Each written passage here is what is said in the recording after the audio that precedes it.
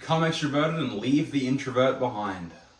I read a book recently called How to Win Friends and Influence People. In this book, there's a quote by William Winter, and he basically says, self-expression is the dominant necessity of human nature. He was a guy from the 1900s, 1800s, like a poet. Basically, what I think this quote means, though, is it's one of the most important needs for us to be able to express ourselves. And a lot of people nowadays, I think, a lot of people that I know, can't express themselves socially because they're introverted and they don't know how to be extroverted. So I want to talk about later on some tips you can use to be more extroverted and get a better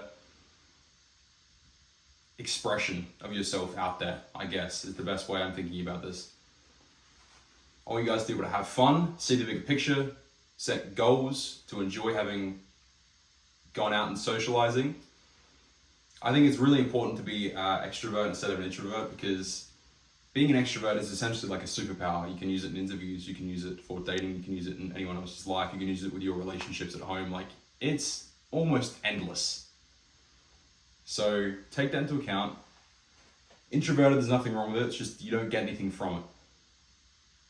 I think if you can really learn how to be extroverted, instead of just being introverted, you can improve your life for the better, basically through the ways that I've already said. I want to talk about a story, and this story goes back to basically when I was 15, 16, and I was in high school, and I used to watch this channel, and I still kind of do. I still do now. This channel was called Charisma on Command, and they make amazing videos, 10, 15 minute length. They usually have at least one amazing tip in them, just really handy, life-saving skills. Basically, I watch these videos to get people's respect from me, and so I could smash, as any 15, 16-year-old would do, basically. And these wants made me more and more needy, and until I dropped some bad habits and actually invested in that course, I didn't get any more charismatic or attractive.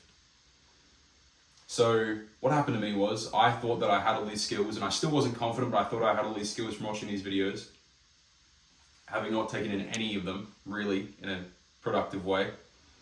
And I find myself being attracted to a family friend of mine that I had spoken to a bit recently, and it was getting up, and what happened was I was confident, and I started to become obsessed with this lady because it's my first ever girl that I'm like interested in.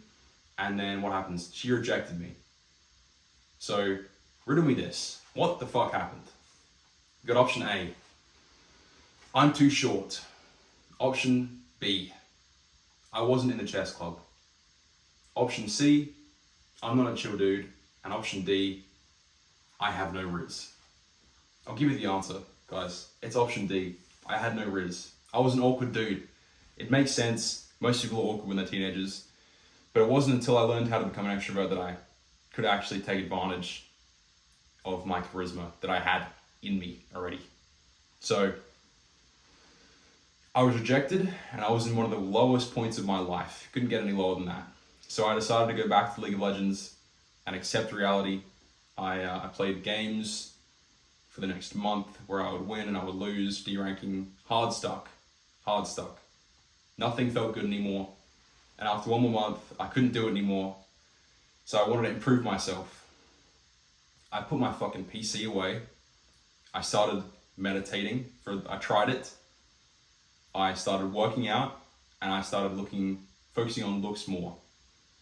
The most important part about all of that was putting my PC away. And I'm not telling you to stop hanging out with your friends and stop having fun. You can indeed have a good life while still gaming, but I never found that it improved myself at all. As soon as I put it away, there was life-changing effects, basically. Like, I just leveled the fuck up, in all honesty. So I'm not saying this to stop you speaking with your friends, like I just said, but if there's any way to actually succeed in getting lifelong friends and improving your life, it is to have an open mind to the idea of I'm just here to have fun. And it does sound like some self-help bullshit, and that actually might be because it is some self-help bullshit. But if you can accept the idea and try to adopt it, you might actually get something from this. So when you start treating interactions as purely for fun, even the more serious ones, if it's like your teacher or something like that, or your lecturer, your social experience will not only be more enjoyable, but about 10 times more successful. That's what I found, at least in my own test and trialing, not from learning from anyone else. That's what I learned in my own experience. Here are some tips that I can talk about that actually improve your day-to-day and let you have fun in interactions. Number 1, do and say things that you think are funny. Don't say things that you think other people will think are funny only. If you do this, it sounds like some don't be a people pleaser sort of logic. But if you just adopt that one thing by saying stuff that only you think is funny and know what they might think is funny, you actually might see a huge change in your life.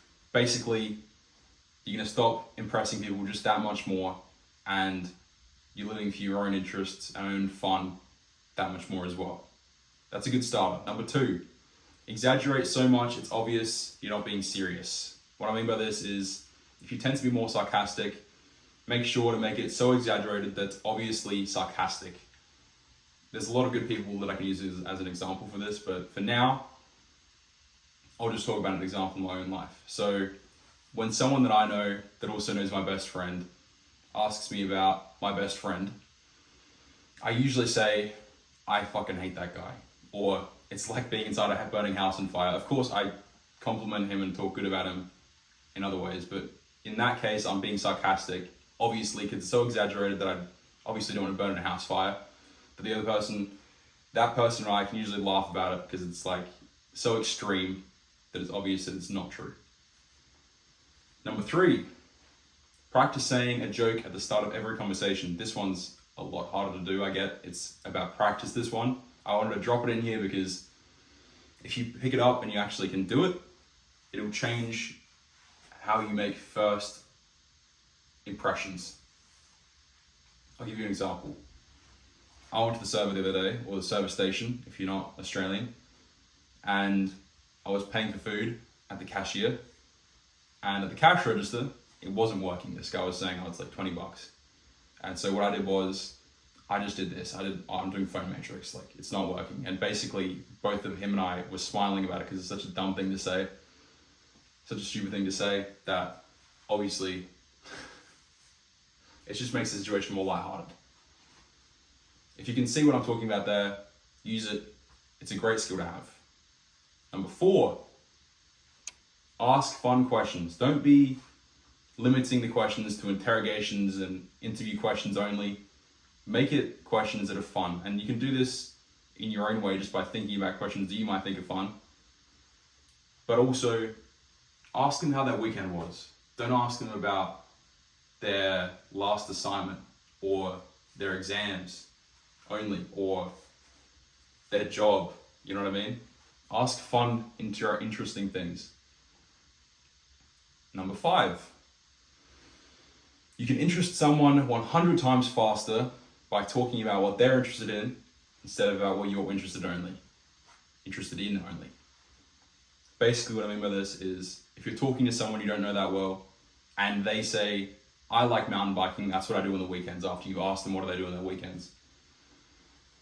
You can say, oh look, I've never done that, but I'm actually interested to do that myself. So just by like involving yourself in their interest and wanting to know more about it, like why do you like mountain biking, that sort of shit. Really simple questions, open-ended questions, opens up the conversation and makes it 10 times more interesting. Maybe not 10 times, but it does make it more interesting. When someone says something, intentionally mishear or misinterpret what they say. This is the final one I'll talk about. This is the 6th one on how to actually have fun and enjoy the interactions you do day to day. So, intentionally mishear or misinterpret what they say. This one, the only example that I can think of for this is, I've seen it a couple times on skits or somewhere. Basically, a girl has like a pregnancy test and she says, oh, there's 2 bars in this. Like, what, I'm pregnant. And, or, she doesn't say I'm pregnant. And the guy says, do you have COVID or no? He's obviously exaggerating, or he's an idiot, but he's obviously exaggerating. And you're intentionally mishearing and misinterpreting what they're saying, and it's going to make both of you laugh. It's a good way to start. That one I use actually all the time in my day-to-day as well. Actually, way more often than I think. Number 1, how not to have fun in day-to-day interactions. My first tip on this. This is probably more important than anything else that I've talked about. The mindset, or what you can do to have more fun. The don'ts, way more fun. Way more interesting. Maybe not way more interesting. Way more appropriate and necessary. So, don't make fun of the person for your own gains. Don't make fun of other people that you like or you don't like for your own interest. This one, not so self-explanatory, but if you do this, people tend to resent you more than they like you. If you're just making fun of something that they're not insecure about, that you think, like their clothes, or what they did that day, or something that they're clearly not that attached to and insecure about, then that's fine. But if you make fun of something about a person that's to do with their weight or their family life, it's just going to make them not like you. Just don't do it. It's a bad idea.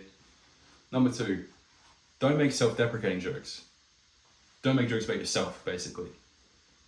This one is not as obvious, but it's just not a great way to go about living your life. It's a more people-pleasing mindset as well with this one, because if you're saying stuff that's just going to insult you, you're not always going to think it's funny, and you're just going to make other people laugh. I've been there before.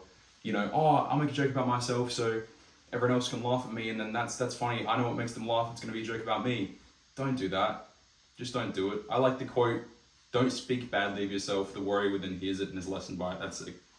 I guess you could say it's overused or just kind of cringe, but it is very true. The more you talk shit about yourself, the more likely you are to have less self-esteem, basically, and lower your self-esteem even more than it already is. You can do this in moderately with good use. Just don't do it too much, especially about stuff that you're insecure about.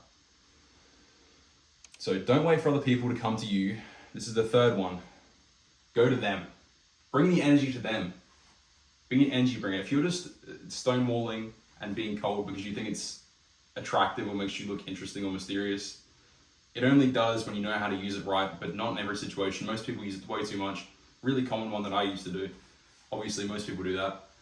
If you don't really know how to talk to someone, that's okay. You don't have to be open and energetic about it. I'm just saying, go to them and have a good time, to the people you think you actually can do. I'm not saying go up to the hardest person either. I'm not saying go up to your crush or someone you're really interested in. Go up to someone that you think is interesting and having a good time, and you'll see good results.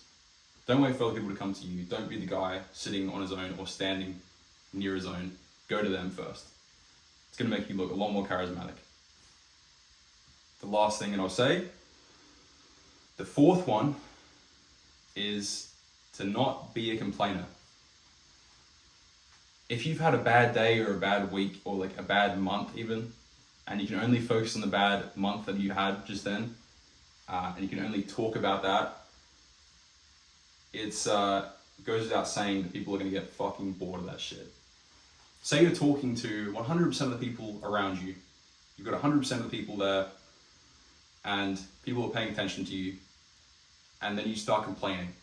Immediately, 7 out of the 10 people there are just going to be like, what the fuck? Like, this guy sucks. He's just only complaining about stuff, and it's getting old and it's not fun. So you'll ruin it for yourself if you do that. Those are all the tips that I have. Those are all the advice that I can give in this video. If you're actually interested in taking any of them on, that would be great. Let me know. Courage can change any outcome. So yeah.